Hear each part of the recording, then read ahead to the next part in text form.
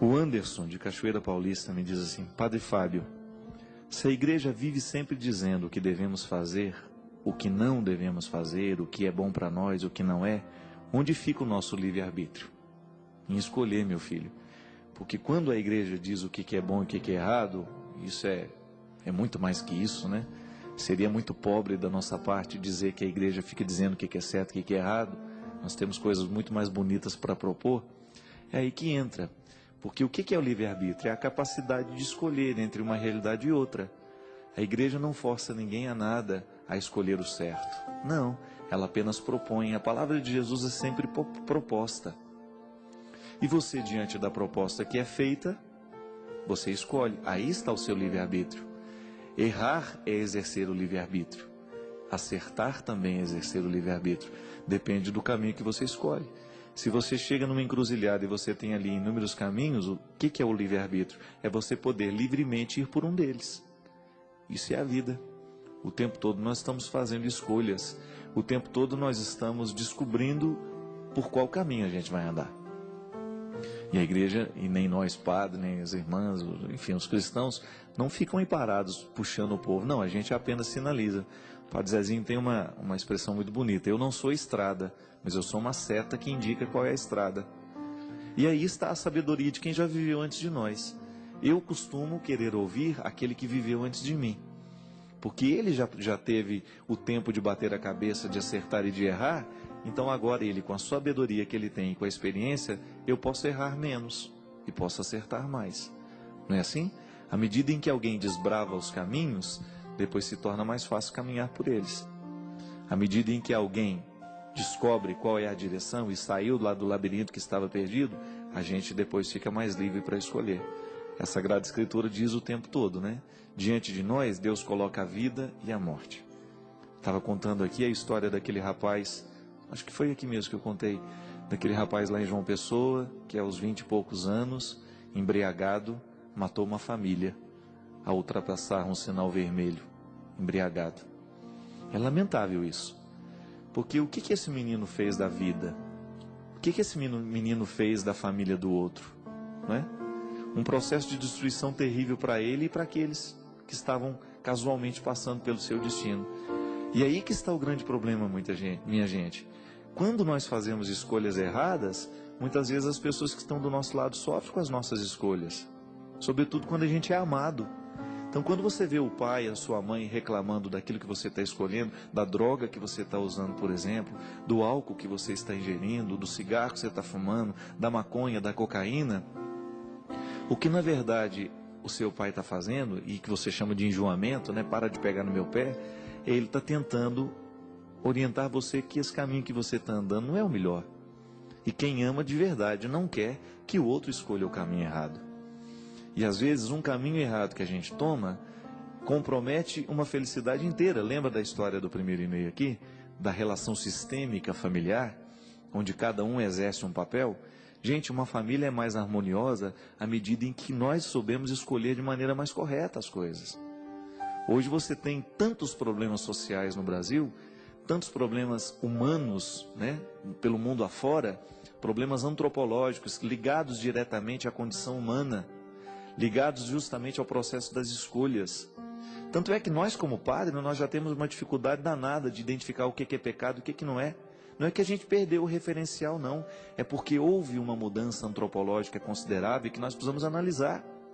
Sabe o que você precisa, por exemplo, para a gente identificar que seja um pecado, é preciso que seja matéria grave e é preciso que tenha tido liberdade. Só que muitas vezes as pessoas, elas não têm mais liberdade, já não passa mais pelo processo de escolha. Ela já não consegue nem mais escolher porque ela está condicionada. E o condicionamento é um grande problema no mundo de hoje, porque o mundo não nos condiciona a coisas boas. Pode observar, o mundo nos condiciona àquilo que é o mais mesquinho. O mundo nos condiciona ao movimento mais fácil, mais simples. Eu sempre digo isso, na vida nós competimos só com 5% da humanidade, o resto é mais ou menos. Se você vai fazer um vestibular aí, tem 3.000 candidatos, não fique muito preocupado não, viu? Você está competindo com muito pouca gente. Porque a regra deste mundo, a regra dessa sociedade cada vez mais marcada pela artificialidade, pela superficialidade, pelo pragmatismo, pela solução rápida, está justamente nisso. Condiciona as pessoas a viverem do mínimo. Do mínimo, do mínimo, do mínimo. E aí a gente estuda mais ou menos, a gente sabe mais ou menos, a gente se prepara mais ou menos. Ontem mesmo na entrevista do Gabriel Chalita lá, pastor, né? Um especialista, um grande especialista na área trabalhista no Brasil, ele estava dizendo isso. Está saturado o mercado de advogados? Está. Mas aquele que vai ser um bom advogado não tem que se preocupar com isso não, porque na hora que você precisa de um advogado bom, você quase não acha. O resto é mais ou menos. E esse tipo de condicionamento faz com que a gente vá nivelando por baixo tudo. Isso é lamentável. Uma pessoa, por exemplo, aí eu volto ao assunto que eu estou... Ela é mais livre, menos livre, à medida em que ela foi condicionada de uma maneira correta. Porque não tem como você ficar livre de condicionamentos. Condicionamentos acontecem o tempo todo. É a ilusão de que não existe, de que exista um ser humano fora dos condicionamentos. Ou você foi condicionado para ser um bom profissional, ou você foi condicionado para ser um péssimo profissional, ou ser um profissional mais ou menos. Onde é que está a liberdade deste aluno, por exemplo, que já não tem disposição nenhuma de aprender, de ser bom, de ir à luta? Está justamente nessa cultura de fracasso que nós estamos o tempo todo vivendo e experimentando.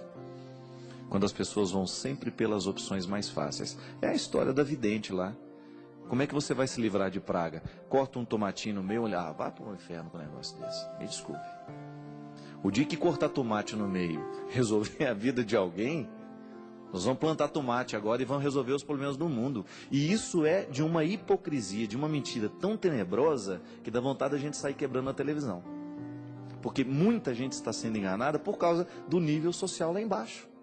Porque, gente, qualquer pessoa que faça um pouquinho o exercício da inteligência vai desligar a televisão numa hora daquela, porque aquilo é uma afronta à inteligência da gente. Você esparramar água azul pela casa vai te livrar dos encostos e vai te livrar das bruxarias, dos mulambos, já estava falando, chama mulambo. Mulambo lá em Minas, mãe, quando a pessoa trabalha o dia inteiro fica cansado, né? Pois é, o mulambo lá é alguém que morreu e está infernizando a vida do outro. Gente, isso tudo é até mesmo um modelo de religião.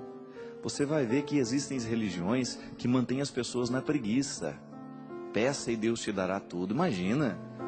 Peça e trabalhe que Deus realiza junto com você. A frase é essa. Não existe religião mágica, não. Não existe essa história de que eu vou cruzar as minhas pernas e Deus faz tudo por mim, não. Olha o milagre das bodas de Caná. O tempo todo Deus está solicitando a participação humana. Olha que gesto bonito que Jesus tem de fazer a saliva, o barro. Olha o gesto humano de cuspir na terra, de fazer barro e depois colocar nos olhos daquele homem. Ele poderia muito bem colocar a mão na cabeça daquele homem e mandar embora ele curado. O gesto de fazer barro significa labor. Precisamos trabalhar, senão a cura não vem não. Senão o resultado não acontece. E muitas vezes esse condicionamento que faz com que a gente vá ficando preguiçoso, vai crescendo no nosso meio. Você liga a televisão, por exemplo, está lá. Aquele abdômen que você sempre sonhou, não sei o quê, Aí mostra o aparelhinho, todo mundo, né? Na beirada lá, e a barriga vai mexendo. Em apenas 5 minutos por dia, você terá o abdômen que você sempre sonhou. Pelo amor de Deus, a pança desse tamanho, e coloca aquele negócio, hipertrofia, vai jogando o músculo para fora. Quanto mais você faz, mais barrigudo fica. Primeiro tem que emagrecer para depois ter abdômen trincado, não é assim, professor Nelson, meu amigo Nelson? É assim, não adianta. Pode observar, a televisão está o tempo todo nos dando soluções mágicas para problemas que não tem soluções mágicas.